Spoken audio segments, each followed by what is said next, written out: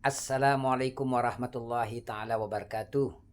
Ikhwan fillah dan sahabat detektif channel yang dirahmati oleh Allah.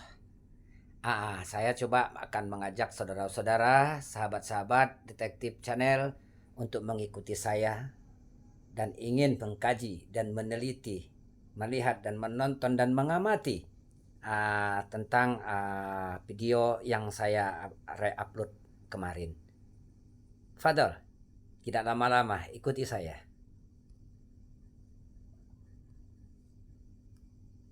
Menyebutkan nakobah tanpa menampilkan syahadah isbat nasabnya, ini seakan-akan ya mau membodohi umat dengan melampirkan nama-nama tokoh yang terkemuka ini, ya toh. Kemudian menampilkan orang-orang yang menolak mereka ini hanya 4 orang, diantaranya Kiai Imad dan Mama Gufron. Ya, ini seakan-akan mereka ini mau bersembunyi, mau berlindung di balik jubah para ulama, di mana yang mereka katakan bahwasanya belajar kepada satu orang habib yang bodoh itu lebih baik daripada belajar kepada 70 alim allamah. Kenapa? Kok mereka hanya melawan 4 orang ini? Kok harus mendatangkan 140? Sementara mereka mengatakan satu orang yang habib yang bodoh aja itu lebih utama daripada 70 kiai yang alim alama. Ini teman-teman. Jadi standar ganda lagi ini ya, standar ganda lagi gitu loh. Baik, nggak bisa teman-teman, nggak bisa gitu loh, nggak bisa teman-teman.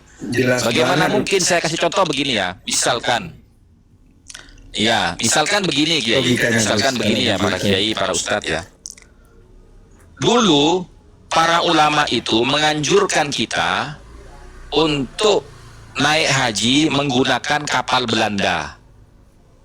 Dulu ulama kita menganjurkan naik haji menggunakan kapal Belanda. Lalu apakah sekarang kita akan mengikuti fatwa itu? Kan tidak mungkin toh. Kita naik haji ngikutin kapal Belanda sesuai dengan anjuran para ulama terdahulu. Tak mungkin. Tentunya kita akan mengikuti kemajuan zaman sebagaimana yang disampaikan oleh Ki Abdul Ghalib. At-tajaddud, ya kan? Ruhul hayat gitu loh. Ya, modernisasi itu adalah nafas kehidupan teman-teman. Ya, monggo Kiai Asbatu Ampar, Kiai Ja'far Shadiq mungkin mau menanggapi. Tadi Kiai Abdul Ghalib sudah menanggapi tentang masalah penyebutan 140 ulama yang katanya telah mengisbat nasab mereka berbanding terbalik dengan 4 orang yang menolak nasab mereka, diantaranya Kiai Imad dan Mama Gufron.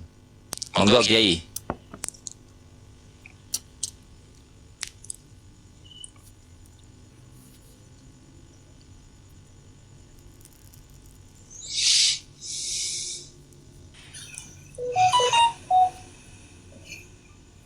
Ya mungkin Gus, mungkin ada tamu mungkin. Iya Kiai. Monggo mungkin diwakili Kiai. Begini, pada sebuah penelitian yang telah diteliti oleh Sayyid Salim bin Abdul Latif Ar-Rifai, setelah diteliti kepada sumber-sumber Ba'alawi, ditanyakan, ternyata data yang mereka temukan telah dikumpulkan oleh Tabaqatul Ashraf At-Talibiyin. Apa data tertuanya? Ternyata di sana yang menyantumkan adalah As-Suluk fi Tabaqatil Ulama wal Muluk itu. Setelah dicek ternyata tidak ada sama sekali. Begitu. Jadi memang sumbernya itu sumber yang dijadikan sumber oleh Syekh Ali As-Sakran. Maka kita mengetahui nasabnya Ba'alawi ini dari dokumen mereka yang paling tua. Sedangkan dokumen yang paling tua yang mereka miliki Al-Burqatul Musyiqah. Ya, kita baca dokumen tertua yang terdapat di dalam sejarah mereka. Bisa dibaca di halaman 150-151. Ternyata mereka punya kakek moyang yang namanya Ubed. Lalu Ubed ini itu kembali ke sana terus, karena ini merupakan dokumen tertua yang ada di mereka. Tidak ada dokumen yang lebih tua dari ini, tidak ada. Dokumen yang ada ini sudah. Soal dokumen dari luar nanti mendukung dokumen ini sebagai pendukung saja. Pendukung ini apakah benar, apakah tidak, nanti dicocologikan dengan dokumen yang ada di internal mereka yang paling tua. Karena nasab ini rujukannya kepada dokumen yang paling tua, gitu. Sedangkan yang ada di dokumen mereka yang paling tua ya Al-Burqatul Musyiqah itu. Ternyata di sana Ubed dipaham menjadi Ubaidillah dan dipaham untuk bisa menjadi Abdullah, begitu. Terus setelah dicocologikan, dia memberikan sumber data pengambilan Tarikhul Janadi.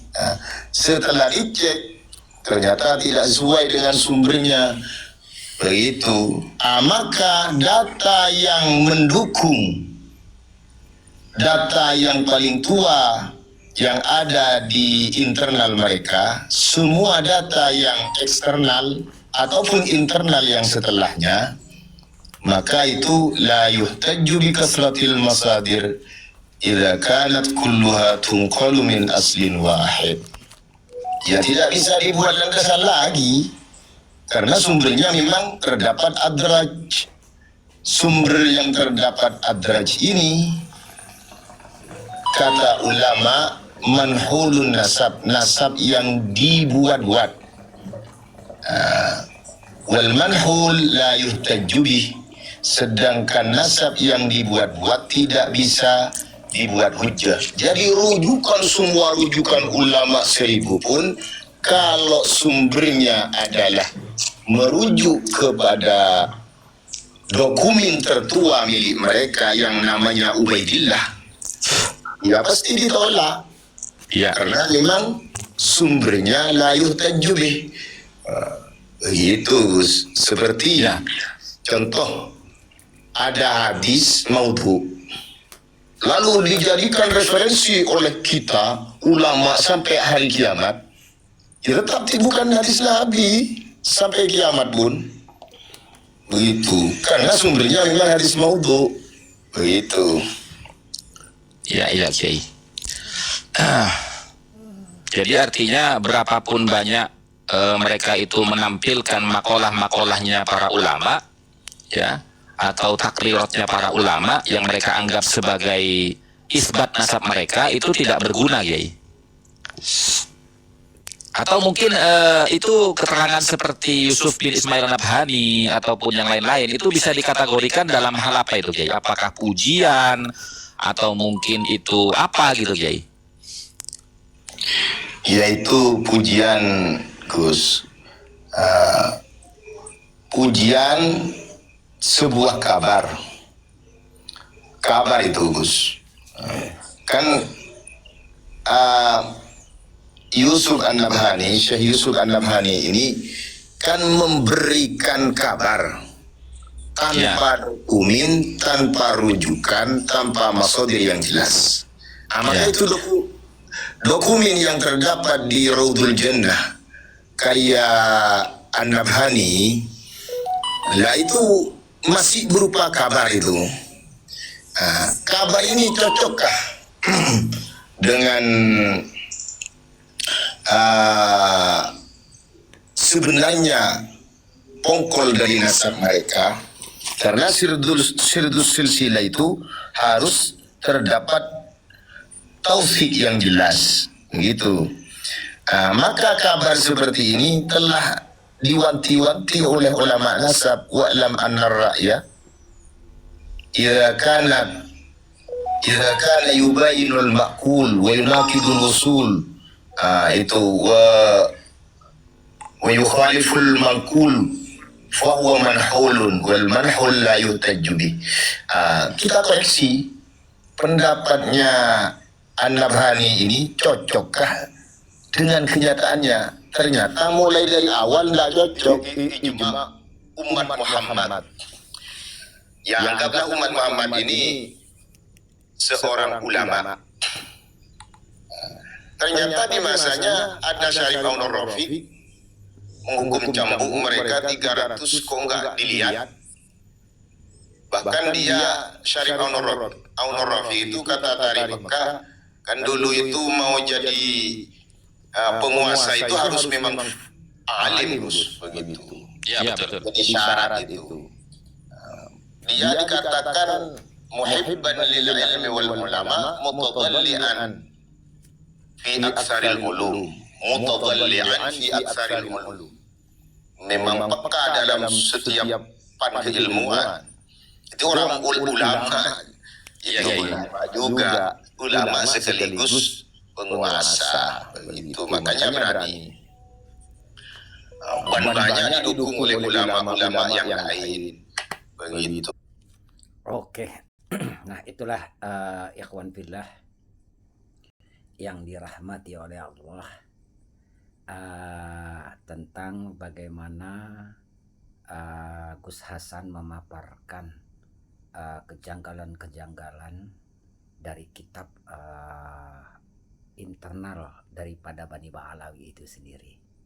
Ya, artinya banyak ditemukan suatu kejanggalan-kejanggalan sangat luar biasa. Nah, oke. Untuk penilaian sahabat-sahabat semuanya, jangan lupa dibagikan video saya ini, dan jangan lupa juga di subscribe ya. Terima kasih atas segala macam bentuk kekurangan. Assalamualaikum warahmatullahi taala wabarakatuh.